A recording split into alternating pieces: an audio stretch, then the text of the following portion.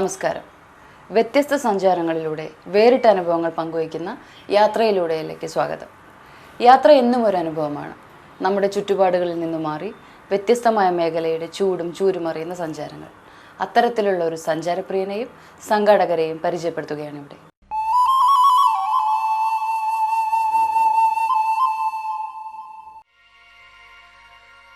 ആഗോളവൽക്കരണത്തിൻ്റെയും ആധുനിക സാങ്കേതിക മാറ്റങ്ങളുടെയും തണലിൽ ലോകം നമ്മുടെ കൈവെള്ളയിലേക്ക് ചുരുങ്ങുകയാണ്. പ്രത്യേകിച്ചും സാമ്പത്തിക വിനിമയ രംഗത്ത് അമ്പരപ്പിക്കുന്ന മാറ്റങ്ങൾ കടന്നു വരികയുമാണ്. പ്രവാസികൾക്ക് നാട്ടിലേക്ക് പണമയക്കുന്നതിനും അതിനനുസരിച്ച് ബാങ്കിംഗ് പ്രവർത്തനം നടത്തുന്നതിനുമുള്ള വേഗം ചിന്തകൾക്കുമപ്പുറം മാറുകയുമാണ്.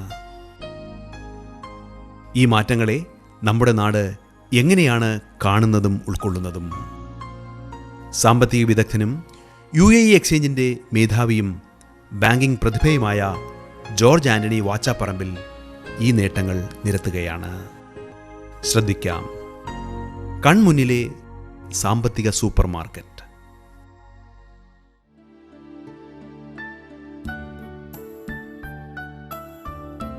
അധ്വാനവും പ്രതിഭയും മുതൽക്കൂട്ടാക്കിയവരാണ് മലയാളികൾ. ദേശീയ തലത്തിൽ മികവിൻ്റെ പല മേഖലകളിലും മുന്നിട്ട് നിൽക്കുന്ന നാം വിഭവസമ്പന്നത വ്യത്യസ്ത സ്ഥലങ്ങളിൽ പ്രയോജനപ്പെടുത്തുകയുമാണ്. മാനവ വിഭവശേഷി പരമാവധി പ്രയോജനപ്പെടുത്തുന്ന IT-യിലും ജൈവ വൈവിധ്യത്തിൻ്റെ ശാസ്ത്രീയത പ്രയോജനപ്പെടുത്തുന്ന ബയോ ഇൻഫോർമാറ്റിക്സിലും കഴിവിൻ്റെയും കരുത്തിൻ്റെയും പ്രതീകമായ എഞ്ചിനീയറിംഗിലുമെല്ലാം അർപ്പണതയും ആത്മാർത്ഥതയും പുലർത്തി മലയാളിയുടെ സാന്നിധ്യം കടൽ കടക്കുന്നതും അതുകൊണ്ട് തന്നെയാണ്.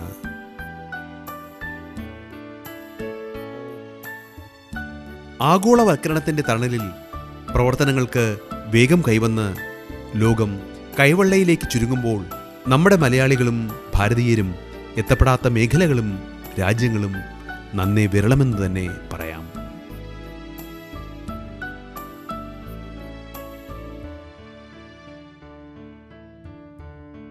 ഈ മാറ്റത്തിനൊത്ത് നമ്മുടെ സമ്പാദ്യശീലവും പണവിനിമയ സങ്കേതങ്ങളും മാറുക കൂടിയാണ്.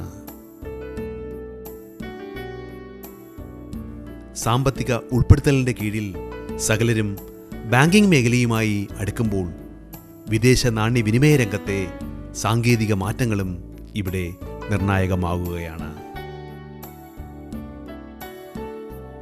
വിദേശ നാണ്യവിനിമയവും രാജ്യാന്തര നാണയ വിനിമയവും പണമയക്കൽ രീതികളും മാറുന്ന സാഹചര്യത്തിൽ എത്രമാത്രം സുരക്ഷിതവും കാര്യക്ഷമവുമാണെന്നും ചർച്ച ചെയ്യുകയാണിവിടെ. 2 ദശകം കൊണ്ട് കൊച്ചി ആസ്ഥാനമാക്കി രാജ്യത്ത് റിസർവ് ബാങ്കിൻ്റെ നിയന്ത്രണത്തോടെ വളർന്ന UAE എക്സ്ചേഞ്ചിൻ്റെ ചെയർമാനും മലയാളിയും ബാങ്കിംഗ് വിദഗ്ധനും സാമ്പത്തിക പ്രതിഭയുമായ ജോർജ് ആൻ്റണി വാച്ചാപ്പറമ്പിൽ ഈ മാറ്റങ്ങളെക്കുറിച്ച് വിലയിരുത്തുകയാണ് ഇവിടെ. വിദേശ മലയാളികൾ, പ്രത്യേകിച്ച് ഗൾഫ് മലയാളികൾ ഏറെയുള്ള നമ്മുടെ നാട്ടിൽ 20 വർഷം മുമ്പുള്ള പണമയക്കൽ രീതിയിൽ നിന്നും ഇന്നെത്തിയ അമ്പരപ്പിക്കുന്ന വളർച്ചയ്ക്ക് ചാലകശക്തി കൂടിയാണ് ഈ സംരംഭമെന്ന് അദ്ദേഹം പറയുന്നു. എങ്ങനെയാണ് വിദേശത്തെ മലയാളി സാന്നിധ്യവും വിദേശ നാണ്യ സമ്പാദനവുമൊക്കെ കാലങ്ങൾ കൊണ്ട് വ്യത്യസ്തമാകുന്നത് നമുക്ക് ചോദിക്കാം. ഒരു 10 കൊല്ലം മുമ്പ് നമ്മുടെ മലയാളികൾ പോയിരുന്നത് മെജോറിറ്റി ഒരു ലേബർ ക്ലാസ് ജോലിക്കായിരുന്നു. ഇന്ന് ഇത്രയും കൊല്ലം കഴിഞ്ഞ് നമ്മളിപ്പോൾ നോക്കുകയാണെങ്കിൽ, ഇപ്പോൾ ദുബായിലോ വേറെ എവിടെയെങ്കിലും പോയി നോക്കുകയാണെങ്കിൽ, നമ്മുടെ കേരളത്തിലെ ആൾക്കാർ കൂടുതലും പോണത് ലേബർ ക്ലാസ്സിനല്ല, ഒരുമാതിരി വൈറ്റ് കോളർ ജോബിനാണ് പോണത്. അത് അവിടെ ചെന്നാൽ നമുക്ക് വളരെ ക്ലിയറായിട്ട് മനസ്സിലാവും. റോഡിൽ വർക്ക് ചെയ്യണതും കൺസ്ട്രക്ഷൻ സൈറ്റിൽ വർക്ക് ചെയ്യണതും അതുപോലെ ഓഫീസിൽ വർക്ക് ചെയ്യണതും ഹോസ്പിറ്റലിൽ വർക്ക് ചെയ്യണതും വ്യത്യാസം നോക്കിക്കഴിഞ്ഞാൽ നമ്മുടെ മലയാളികൾ ഇപ്പോൾ എല്ലാം വൈറ്റ് കോളർ ജോബിലോട്ട് മാറിയിരിക്കുക. എന്നിട്ട് ഈ ലേബർ ക്ലാസ് ജോബ് മുഴുവൻ ബീഹാറീസും UP ആ ഒരു സ്റ്റേറ്റിലോട്ട് പോയിരിക്കുക. മനസ്സിലായി? അതൊരു ഒരു ഒരു എന്താ പറയുക, ഒരു സൈക്കിളാണ്. നമ്മൾ ഒരു 10 കൊല്ലം മുമ്പ് നമ്മുടെ ആൾക്കാർ ഇവിടെ കൂലിപ്പണിയെടുത്ത് നടന്നിരുന്നവരും അവരെല്ലാം ദുബായിക്ക് പോയി അവരുടെ നെക്സ്റ്റ് ജനറേഷൻ വന്നപ്പോൾ അവരെല്ലാം പഠിപ്പിച്ച് അവരെല്ലാം വന്നിട്ട് വൈറ്റ് കോളർ ജോബിന് അങ്ങോട്ട് പോയി. ആ ഒരു ചേഞ്ച് കേരളത്തിൽ വന്നു. മനസ്സിലായോ? ഇപ്പോൾ ഇവിടെ നിന്നും ഈ പണ്ട് പോയ പോലെ തന്നെ ഇപ്പോഴും ആൾക്കാർ പോകുന്നുണ്ട്. പക്ഷേ പോണത് കൂലി വേലയ്ക്കല്ല പോണത്, അല്ലെങ്കിൽ കൺസ്ട്രക്ഷൻ വർക്കിനല്ല പോണത്, ഓഫീസ് ജോബിനും വലിയ വലിയ ജോബുകൾക്കും, അല്ലെങ്കിൽ പഠിച്ച് BCom പഠിച്ച് BA പഠിച്ച് BSc പഠിച്ച് അതുപോലെയുള്ള ജോലികൾക്കാണ് ഈ സെയിം ആൾക്കാരുടെ പിള്ളേർ പോണത്. അപ്പോൾ അത് വെച്ച് നോക്കുമ്പോൾ കേരളത്തിന് ശരിക്ക് ഹെൽപ്പ് ചെയ്തിട്ടുണ്ട്. കാരണം ആദ്യം ഒരു 10-15 കൊല്ലം നമ്മൾ പോയേക്കുന്ന ആൾക്കാർ അത്രയും പൈസ വീട്ടിലയച്ച് അവരുടെ പിള്ളേരെ എല്ലാം പഠിപ്പിച്ചു. ആ പിള്ളേർ ബെറ്റർ ജോബിന് പോയി. അത് ബാക്കി സ്റ്റേറ്റ്സിൽ ഇപ്പോൾ വരുന്നേ ഉള്ളൂ. അത് തന്നെ ഞാൻ പറഞ്ഞത്, ഈ പണ്ട് ഈ ലേബർ ക്ലാസ് ജോലിക്ക് പോയിരുന്നപ്പം അവർ പൈസ അയച്ചിരുന്നതും 5000 രൂപയും 7000 രൂപയായിരുന്നു ഒരു കാലത്ത് ആവറേജ് അയച്ചിരുന്നത്. ഇന്ന് ആവറേജ് ഒരു മലയാളി അയക്കണം 35,000 രൂപ തൊട്ട് 50,000 രൂപ ഒരു മാസം അയക്കണത്. ആ ഒരു വ്യത്യാസം അതിൽ വന്നു. ജോലിയുടെ വ്യത്യാസം വന്നപ്പം അയക്കണ പൈസയുടെയും വ്യത്യാസം വന്നു. പെർ ട്രാൻസാക്ഷൻ ആവറേജ് ഒരു 37,000 രൂപ ആണ് ഒരു മലയാളി ഇന്ന് ഇന്ത്യക്ക് അയക്കുന്നത്. ഈ ആൾക്കാർ പുറത്ത് പോകണത് it's A on going thing. അതിനൊരു കുറവുമില്ല. എല്ലാ കൊല്ലവും ഉണ്ട്, ഒരു 10% വെച്ച് കൂടുന്നുണ്ട്. അപ്പോൾ അത് ലോകമുള്ളിടത്തോളം കാലം അതിങ്ങനെ ആയിക്കൊണ്ടിരിക്കും. സോ ഒള്ളി തിങ് എവിടെ പോകണോ എന്തിനു പോകണോ അതിനൊരു ചേഞ്ച് വന്നുകൊണ്ടേയിരിക്കും. പണമൊഴുക്ക് അനുസ്യൂതം തുടരുമ്പോൾ പണം അയക്കുന്ന രീതിയിലും മാറ്റങ്ങൾ വന്നിരിക്കുന്നു. പഴയകാല ഗൾഫിൽ നിന്നും സ്വന്തം സമ്പാദ്യത്തിൻ്റെ ഒരു വിഹിതം നാട്ടിലേക്ക് അയക്കുവാൻ പ്രവാസികൾ ഏറെ പാടുപെട്ടിരുന്നു. വിദേശത്തു നിന്നുള്ള ബാങ്കിംഗ് സംവിധാനം അത്ര കാര്യക്ഷമമല്ലാത്ത കാലഘട്ടത്തിൽ 2 മാസങ്ങൾ വരെ ആ പണത്തിനായി കാത്തിരിക്കേണ്ടിയുമിരുന്നു. 1980 ഞങ്ങൾ അവിടെ ഉണ്ടായിരുന്നപ്പോൾ ഒരു കസ്റ്റമർക്ക് പൈസ അയക്കണമെങ്കിൽ അതൊരു 1 മാസം 2 മാസം എടുക്കും. പൈസ അയച്ച് അക്കൗണ്ടിൽ അത് ക്രെഡിറ്റ് ചെയ്യുന്ന ആൾക്കാർക്ക് വിഡ്രോ ചെയ്യണമെങ്കിൽ നാട്ടിൽ അത്രയ്ക്കൊരു ബുദ്ധിമുട്ടിയ ഒരു പരിപാടിയാണിത്, ഈ പൈസ അയക്കുക എന്ന് പറഞ്ഞാൽ നാട്ടിലോട്ട്. അവിടെ വന്നു UA എക്സ്ചേഞ്ചിൽ അല്ലെ വേറെ UA എക്സ്ചേഞ്ച് വന്നാൽ ഇത്രയും കൂടി നമ്മൾ സ്പെഷ്യലൈസ് ആയിട്ട് അതിനു വേണ്ടി വർക്ക് ചെയ്യണതാണ്. ഒരു ബാങ്ക് വഴിയാണ് അയക്കണമെങ്കിൽ അത് ഭയങ്കര ബുദ്ധിമുട്ടാണ്. അവിടെ ഒരു ഡ്രാഫ്റ്റ് എടുക്കണമെങ്കിൽ 3 ദിവസത്തെ പണിയാണ്. പക്ഷേ UA എക്സ്ചേഞ്ചിലാണെങ്കിൽ അന്ന് ഞങ്ങൾ തുടങ്ങി 80 തുടങ്ങി IOB ആയിട്ട് ഡ്രാഫ്റ്റ് അറേഞ്ച്മെൻറ്റ് തുടങ്ങി. ഒരു കസ്റ്റമർ വന്ന് ആപ്ലിക്കേഷൻ ഫില്ല് ചെയ്ത് നമ്മളൊരു ഡ്രാഫ്റ്റ് ഉണ്ടാക്കി അവരുടെ കയ്യിലോട്ട് കൊടുക്കും. ഇയാളുടെ വീട്ടിലയച്ച് വീട്ടിൽ നിന്ന് ബാങ്കിൽ കൊണ്ടുപോയി കൊടുത്തു. ബാങ്കിൽ നിന്ന് അത് കളക്ഷൻ അയക്കണം. അപ്പം തന്നെ പൈസ കിട്ടില്ല. അത് കളക്ഷൻ അയച്ച് ചിലപ്പോൾ മെഡ്രാസിലോ അല്ലെങ്കിൽ എറണാകുളത്തുള്ള തിരുവനന്തപുരമുള്ള എറണാകുളം അല്ലെങ്കിൽ സെൻട്രൽ പോയിന്റിലോട്ട് കളക്ഷൻ അയച്ച് അതൊരു 2 ആഴ്ച പിന്നെ ചിലപ്പോൾ 1 മാസം. അത് പിന്നെ ഇത് കഴിഞ്ഞിട്ടാണ് പൈസ കിട്ടുന്നത്. അപ്പോൾ ആവറേജ് ഒരാൾ പൈസ അയച്ചിരുന്നെങ്കിൽ പണ്ടത്തെ കാലത്ത് ഒരു 2 മാസം നോർമൽ സമയമെടുത്തിരുന്നു. പണത്തിനായി നാട്ടിലെ ആശ്രിതരുടെ കാത്തിരിപ്പ് 2 മാസത്തോളം നീളുന്നു എന്നത് ഇന്ന് പഴങ്കഥയാണ്. അമ്പരപ്പിക്കുന്ന വളർച്ചയാണ് ആധുനിക സാങ്കേതിക വാർത്താവിനിമയ മാറ്റങ്ങൾക്കൊപ്പം ഈ രംഗത്ത് സംഭവിച്ചിരിക്കുന്നതെന്ന് ജോർജ് ആന്റണി വാച്ചാപ്പറമ്പിൽ പറയുന്നു. അത് മാറി ഇപ്പോൾ സെക്കൻഡാണ്. ഒരു സെക്കൻഡ് SMS പൈസ അവിടെ അടച്ച ആ സമയത്ത് തന്നെ 1 സെക്കൻഡ് കൊണ്ട് കസ്റ്റമർക്ക് ബാങ്കിൽ നിന്ന് SMS കിട്ടിയിരിക്കും. എമൗണ്ട് ക്രെഡിറ്റായി ഇത്രയാണ് ബാലൻസ്. അത്രയ്ക്കധികം ഈ റെമിറ്റൻസ് അയക്കൽ അങ്ങോട്ട് മാറി പുറത്തുനിന്ന് ഇന്ത്യയിലോട്ട്. വളരെയധികം അഡ്വാൻസ് ടെക്നോളജിയാണ്. ഒരാൾ പൈസ അയച്ചു കഴിഞ്ഞാൽ ആ സമയത്ത് തന്നെ അങ്ങേർക്ക് SMS കിട്ടും, ബെനിഫിഷ്യറിക്കും SMS കിട്ടും, പൈസ കിട്ടി. ഒരു ഡിലേ ഒന്നുമില്ല. അത്രയ്ക്ക് സൂപ്പർ ഫാസ്റ്റാണ്. ഈ മാറ്റം ഇന്ത്യൻ സമ്പദ് രംഗത്ത് തന്നെ മാറ്റങ്ങൾ കൊണ്ടുവന്നിരിക്കുകയുമാണ്. രാജ്യപുരോഗതിക്ക് വിദേശ നാണ്യം യഥാവധി വിനിയോഗിക്കുവാൻ പറ്റുന്ന അവസ്ഥ മാത്രമല്ല, പഴയകാല ഹവാല സമ്പ്രദായങ്ങളും ഇടപാടുകാരുടെ കൈനഷ്ടങ്ങളുമെല്ലാം ഇന്ന് പൊളിച്ചെഴുതിയിരിക്കുന്നു. ഞങ്ങളിത് 94 തുടങ്ങുമ്പോൾ എനിക്ക് തോന്നുന്നു കണ്ടമാന ഹവാല ബിസിനസ്സൊക്കെ ഉണ്ടാകും. ഇന്ന് ടെക്നോളജിയും ബാങ്കിങ്ങും അത്ര അഡ്വാൻസ്, ഈ ഹവാല എന്ന് പറയുന്ന സാധനം ഇല്ല. ഇപ്പോൾ സാധാരണക്കാരുടെ ഇടയിൽ. കാരണം സ്പീഡിന് വേണ്ടി അവാലയ്ക്കൊന്നും പോകേണ്ട കാര്യമില്ല, റേറ്റിന് വേണ്ടി അവാലയ്ക്ക് പോകേണ്ട കാര്യമില്ല. അപ്പോൾ അങ്ങനെയുള്ള അത് മുഴുവൻ പോയി, കംപ്ലീറ്റ് പോയി. ഇപ്പോൾ എല്ലാം ഓൺലൈനും അക്കൗണ്ടിൽ കൂടെയാണ് പൈസ വരുന്നത്. സാധാരണക്കാർ ഒരു 95% ആൾക്കാരുണ്ട്. ഇന്ത്യയിൽ ഈ സംവിധാനം വന്നത് അനിവാര്യതയുടെ ഭാഗമായിരുന്നു. 1990കളിൽ പണമയക്കുന്നതിൻ്റെ ബദ്ധപ്പാടുകൾ പ്രവാസികൾ അനുഭവിച്ച സാഹചര്യത്തിലായിരുന്നു കൃത്യതയാർന്ന സംവിധാനങ്ങളോടെ കൊച്ചിയിൽ വിനിമയ കേന്ദ്രം തുടങ്ങുന്നത്. ഇവിടെ ഞങ്ങൾ ഇന്ത്യയിൽ തുടങ്ങിയത് 94ലാണ് തുടങ്ങിയത്. 94 തുടങ്ങാൻ കാര്യം എന്താണെന്ന് വെച്ച് കഴിഞ്ഞാൽ അന്നെല്ലാം മാനുവലാണ്, കമ്പ്യൂട്ടറൊന്നും ഇല്ലെന്ന് തുടങ്ങുമ്പോൾ. അപ്പം കസ്റ്റമർ പൈസ അയച്ചാൽ കിട്ടിയിട്ടില്ല, പോസ്റ്റിൽ കാണാണ്ട് പോയി, അല്ലെങ്കിൽ ബാങ്ക് കളക്ഷൻ അയച്ചപ്പോൾ കാണാണ്ട് പോയി, അല്ലെങ്കിൽ കവർ എവിടെയോ പോയി. ഇതിനെല്ലാം നമ്മൾ ഉത്തരം പറയണം. അതിന് ഒരു സൊല്യൂഷൻ കാണാൻ വേണ്ടിയാണ് നമ്മളിവിടെ ഓഫീസ് തുടങ്ങിയത്. അങ്ങനെ തുടങ്ങി. അത് കഴിഞ്ഞ് ഒരു 97 ആയപ്പം നമ്മൾ RBIയിൽ നിന്ന് പെർമിഷൻ മേടിച്ച് ഇവിടെ ഓൺലൈനായിട്ട് ഡ്രാഫ്റ്റ് പ്രിൻ്റ് ചെയ്തിട്ട് കൊറിയറിൽ അയക്കാൻ തുടങ്ങി, ഇവിടെ നിന്ന് ബാങ്കിലോട്ട്. എന്ന് പറഞ്ഞാൽ അവിടെ കസ്റ്റമർ പോസ്റ്റിൽ വീട്ടിലയച്ച് അല്ലെ ബാങ്കിൽ അയച്ച് ആ ഒരു ഡിലേ അവോയ്ഡ് ചെയ്യാനായിട്ട്. അങ്ങനെ ഇവിടെ തുടങ്ങിക്കഴിഞ്ഞ് നമ്മൾ 98, 99 കാലഘട്ടത്തിൽ ഒരു ദിവസം ഒരു 30,000 ഡ്രാഫ്റ്റ് പ്രിൻ്റ് ചെയ്യുമായിരുന്നു ഇവിടെ. അത്രയ്ക്കധികം ഡ്രാഫ്റ്റ് പ്രിൻ്റ് ചെയ്ത് ഇവിടെ നിന്ന് കൊറിയറിൽ അയക്കുമായിരുന്നു. ഡ്രാഫ്റ്റ് സമ്പ്രദായത്തിലായിരുന്നു ഇത്തരം ഇടപാടുകൾ. പിന്നീട് ഈ സമ്പ്രദായം മാറി കസ്റ്റമർക്ക് നേരിട്ട് പണം നൽകുന്ന രീതി ആവിഷ്കരിച്ചു 1999. 99 ഞങ്ങൾ ഇവിടെ US ഇന്ത്യയിൽ തുടങ്ങി. എന്തിനാണെന്ന് വെച്ചാൽ ഈ ഡ്രാഫ്റ്റ് എടുത്ത് കളയുക, ഡ്രാഫ്റ്റിന് പകരം കസ്റ്റമർ US തന്നെ വന്ന് പൈസ മേടിക്കുക. അപ്പോൾ ഇൻസ്റ്റൻ്റായിട്ട് പൈസ കൊടുക്കുമല്ലോ. അതങ്ങനെ 99 തുടങ്ങി. 99 തുടങ്ങി ഒരു 2000 ആയപ്പോൾ ഇവിടെ പ്രിൻ്റ് ചെയ്യണത് മുഴുവൻ അതിലോട്ട് മാറി, എല്ലാം ബ്രാഞ്ച് വഴി കൊടുക്കാൻ തുടങ്ങി. പിന്നെ അടുത്ത കാലഘട്ടത്തിലാണ് ഇത് മുഴുവൻ ഈ RBI സെൻട്രലൈസ് സ്വിച്ച് കൊണ്ടുവന്നു NPCI വഴി. ഈ ATM എല്ലാം സെൻട്രലൈസ് ആയ പോലെ അത് എല്ലാ ബാങ്കിൻ്റെയും സ്വിച്ച് സെൻട്രലൈസ്ഡ് ആയപ്പോഴത്തേക്ക് ഈ ഓൺലൈനിൽ പൈസ അയക്കാനുള്ള പ്രൊവിഷൻ വന്നു. ഇപ്പോൾ അത് വന്നപ്പോൾ ഇപ്പോൾ ഡ്രാഫ്റ്റും പോയി, ഈ ബ്രാഞ്ചിൽ നിന്ന് പൈസ എടുക്കലും പോയി, എല്ലാം ഓൺലൈനാണ്.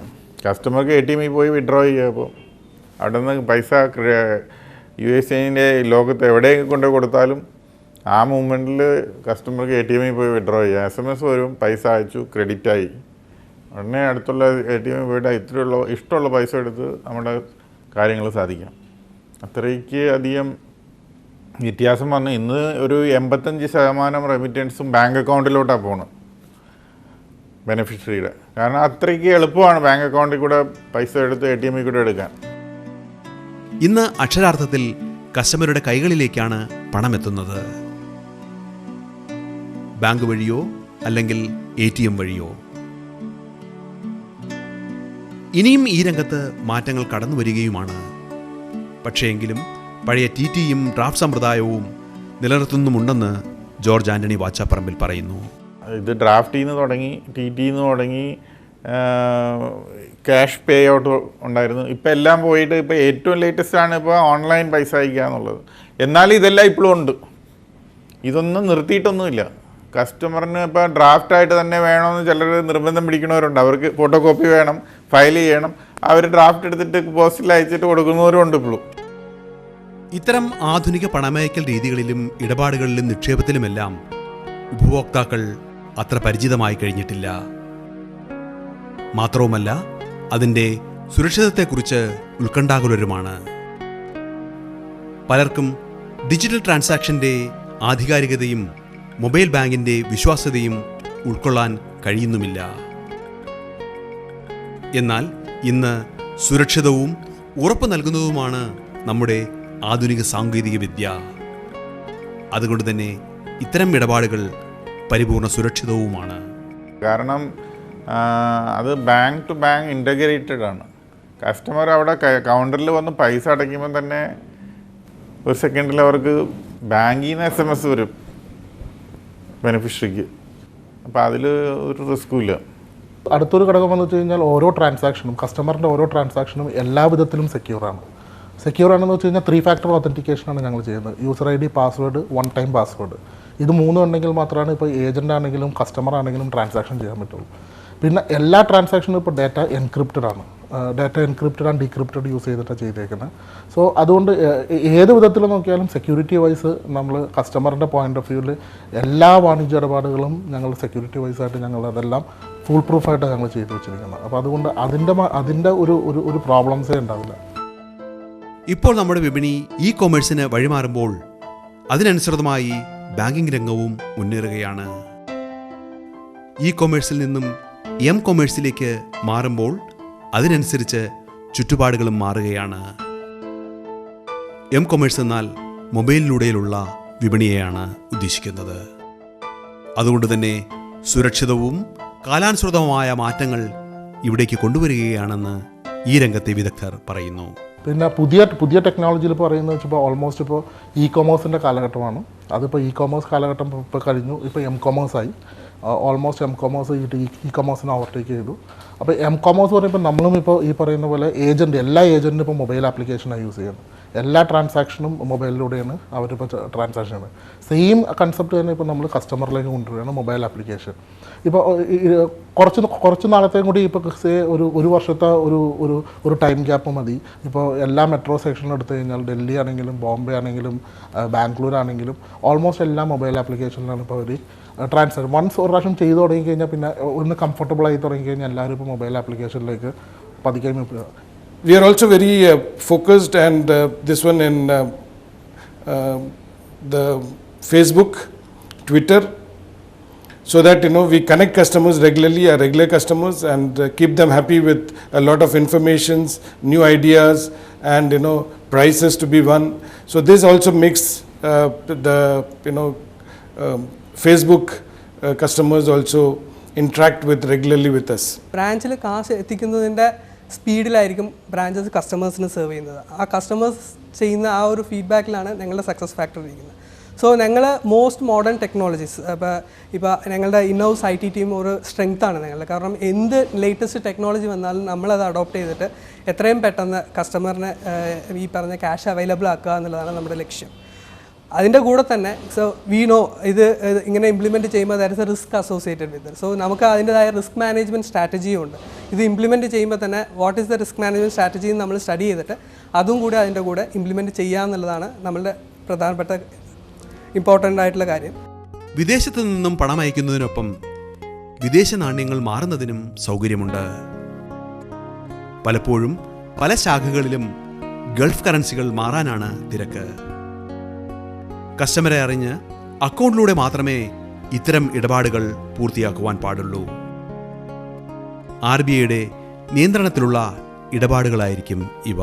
എന്നാൽ കൂടുതലും വരുന്നത് ഗൾഫ് കൺട്രീസിലുള്ള കറൻസീസാണ് വരുന്നത്. കാരണം കൂടുതലും മിഡിൽ ഈസ്റ്റ് കറൻസീസ് കൂടുതൽ വരാറുണ്ട്, US ഡോളർ വരാറുണ്ട്, പിന്നെ യൂറോപ്പ് സെക്ടേഴ്സിലുള്ള കറൻസീസും വരാറുണ്ട്. കസ്റ്റമർ വന്ന് കറൻസി മാറും. കറൻസി മാറാൻ വരുമ്പോൾ നമ്മൾ കറൻസി മാറിക്കൊടുക്കും അന്നത്തെ റേറ്റിൽ വെച്ചിട്ട്. അത് കഴിഞ്ഞ് നമ്മളിതെല്ലാം അപ്പം തന്നെ നമ്മുടെ പുറം രാജ്യത്ത് ഏത് കൺട്രിയിലോട്ടാണോ ഏത് ബാങ്കിലോട്ടാണോ നമ്മൾ എക്സ്പോർട്ട് ചെയ്യണത് അപ്പം തന്നെ നമ്മളത് ആ കറൻസിയുടെ എമൗണ്ട് നമ്മൾ ആ ബാങ്കായിട്ട് കവർ ചെയ്തിരിക്കും. അപ്പോൾ നമ്മൾ ആ റിസ്ക് എടുക്കണില്ല. അത് കഴിഞ്ഞിട്ട് നമുക്ക് ഒരാഴ്ച സമയമുണ്ട്, അതിനകം നമ്മൾ ഈ കറൻസി എക്സ്പോർട്ട് ചെയ്ത് കൊടുക്കും. അപ്പോൾ നമുക്ക് അതിനകത്ത് വരുന്ന പ്രോഫിറ്റ് എന്ന് പറഞ്ഞാൽ മേടിച്ച് കഴിഞ്ഞിട്ട് നമ്മൾ വിൽക്കണ സമയം വരെയുള്ള അതിൻ്റെ ഡിഫറൻസിൻ്റെ എക്സ്ചേഞ്ച് റേറ്റിൻ്റെ ഡിഫറൻസാണ് നമ്മുടെ മാർജിൻ. ഇത്രയും വോളിയം ചെയ്യുമ്പോൾ അങ്ങനെ സ്പെക്കുലേറ്റ് ചെയ്ത് ബിസിനസ് ചെയ്യാൻ പറ്റില്ല. അപ്പം നമ്മൾ ഒരു കറൻസി നിങ്ങൾ വന്ന് കറൻസി മാറുകയാണെങ്കിൽ എല്ലാ 5 മിനിറ്റിലും നമ്മളിത് സെല്ല് ചെയ്തിരിക്കും. നമ്മൾ സെല്ല് ചെയ്യുക എന്ന് പറഞ്ഞാൽ നമ്മൾ ഫിസിക്കലി സെല്ല് ചെയ്യണമെന്നില്ല, നമ്മൾ സിസ്റ്റത്തിൽ അത് കവർ ചെയ്തിരിക്കും. പിന്നെ അത് 10 ദിവസത്തിനകം നമ്മൾ പാർസൽ അയച്ചാൽ മതി. വിദേശ നാണ്യവിനിമയം അങ്ങനെ കാര്യക്ഷമമായി നടക്കുമ്പോൾ ഇതുവഴി എല്ലാവിധ ബാങ്കിംഗ് സൗകര്യങ്ങളും ആധുനിക സാങ്കേതിക വിദ്യയ്ക്കനുസരിച്ച് മാറുകയാണ്. അവലോകനങ്ങളും കസ്റ്റമർ കെയർ ചർച്ചകളുമൊക്കെയായി നമ്മുടെ ഒരു കൈ അകലത്തിൽ ഫിനാൻഷ്യൽ സൂപ്പർ മാർക്കറ്റ് തന്നെ നാം കാണുകയാണ്. കാലത്തിൻ്റെ മാറ്റങ്ങൾക്കൊത്ത് ഒരു ഫിനാൻഷ്യൽ സൂപ്പർ മാർക്കറ്റ് പോലെയാണ് ഇന്ത്യയിൽ നമ്മൾ പ്രവർത്തിക്കുന്നത്. ഒരു കസ്റ്റമർ നമ്മുടെ ഇന്ത്യയിൽ ഏതെങ്കിലും ഒരു ബ്രാഞ്ചിൽ വന്നു കഴിഞ്ഞാൽ അവർക്ക് വേണ്ട എല്ലാ സർവീസും ഇവിടെ അവൈലബിൾ ആണ്. റെമിറ്റൻസ് സർവീസ് അവൈലബിൾ ആണ്, ഫോറിൻ എക്സ്ചേഞ്ച് സർവീസ് അവൈലബിൾ ആണ്, ട്രാവൽ ആൻഡ് ടൂർസ് അവൈലബിൾ ആണ്, ലോൺ ബിസിനസ് അവൈലബിൾ ആണ്, പിന്നെ ഡൊമസ്റ്റിക് മണി ട്രാൻസ്ഫർ അവൈലബിൾ ആണ്, പിന്നെ യൂട്ടിലിറ്റി ഇപ്പോൾ പൈസ സ്കൂൾ ഫീസ് അടയ്ക്കണം അല്ലെങ്കിൽ യൂട്ടിലിറ്റി സർവീസസ് ചെയ്യുക എന്ന് പറഞ്ഞാൽ ഓൺലൈനായിട്ട് എന്തെങ്കിലും പൈസ അടയ്ക്കണം, അങ്ങനത്തെ ഒരു സർവീസ് അവൈലബിൾ ആണ്. അങ്ങനെ ബാങ്കിംഗ് മേഖലയിലും സാമ്പത്തിക ഇടപാട് രംഗത്തും വരുന്ന മാറ്റങ്ങളിലേക്ക് വികസിത രാജ്യങ്ങൾക്കൊപ്പം ഇന്ത്യയും നമ്മുടെ കൊച്ചു കേരളവും ചെന്നെത്തി നിൽക്കുകയാണ്. പണം എണ്ണിത്തിട്ടപ്പെടുത്തി വണ്ടിയും വള്ളവും കയറി കൊണ്ടുചെന്നെത്തിച്ചിരുന്ന പഴയകാലം ചരിത്രം മാത്രമായി മാറുമ്പോൾ ടൂറിസം, ബാങ്കിംഗ്, വിസ, യാത്ര തുടങ്ങി സർവ്വ മേഖലകളിലും ഒരു കൈവിരൽ അകലത്തിൽ ഇടപാടുകൾ തീർപ്പാക്കുകയാണ്. അതുകൊണ്ട് തന്നെ ഇവയെക്കുറിച്ചുള്ള വിശദീകരണങ്ങൾ ഇവിടെ തിരുന്നുമില്ല. അവ പിന്നീട്.